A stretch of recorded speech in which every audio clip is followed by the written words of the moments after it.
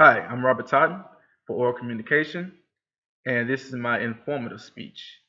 Now, before I go into my little soliloquy, I must state that I am a musician.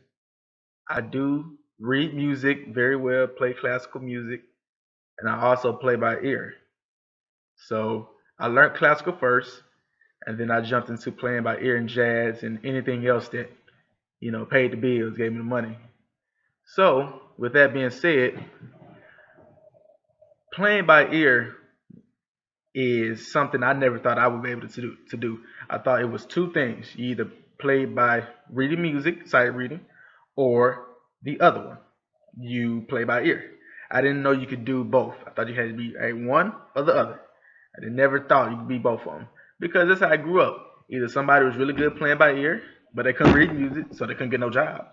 Or you play by reading music, but you couldn't play by ear. So you was just stuck in one realm. You couldn't go to a church or a gospel church and learn stuff off of YouTube and stuff like that, like real quick before service, like I have to do sometimes in my home church. But so anyway, what I want to speak to is how do you correlate the two? How do you put them together? And I guess I'm one of the rare people to do that because people always ask me the same question. Ask me all the time, other musicians, classical musicians, even people that play by ear. How do you do one and the other? How do you switch your brain to do that? Like, is it one right brain, which other one is left brain? I mean, all of it's the same brain. You just got to find a way to link it all. So this is how you link it all. I'm gonna start by saying jazz is a big deal with this. You can learn a lot from it. First, it's four steps. It's four steps. Listen, listen first, imitate, assimilate, and then create. I'll say it again. Listen, imitate, assimilate, and create. You use those four ideas, that moniker right there, on practice, any genre. You can use it cooking. I tried it cooking. I listened to my girlfriend with her recipe one time, and I didn't listen too good, but I listened enough. I imitated what she did. I sprinkled my little flavor onto it. Came out. It was pretty good. I haven't came up with a name for what I made, but it was good. I figured it out. But anyways, back to music. You gotta listen to other people that's done it before. You can't just sit there at the piano or whatever instrument you play and say, okay, I'm gonna start trying to play jazz. I've been a classical musician all my life, but now I'm gonna start trying to play jazz. Well, have you ever listened to jazz? Have you ever listened to hip hop? Have you listened to I don't know reggae? If you whatever style you're trying to play, have you listened to them? Are you embedded? Have you even tried to get in depth with it? Or are you just saying I can try to play it? Well, you can't imitate something.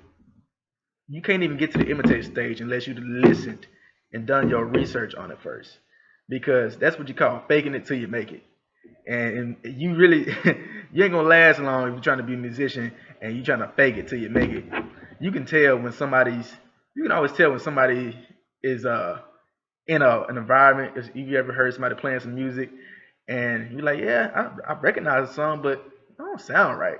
But that's because they faking it till they making it. They ain't really embedded themselves in the style. So for instance, I say gospel. I grew up in the gospel church, still growing up in the gospel church. But coming to the church I am right now, which is the Episcopalian church, big difference.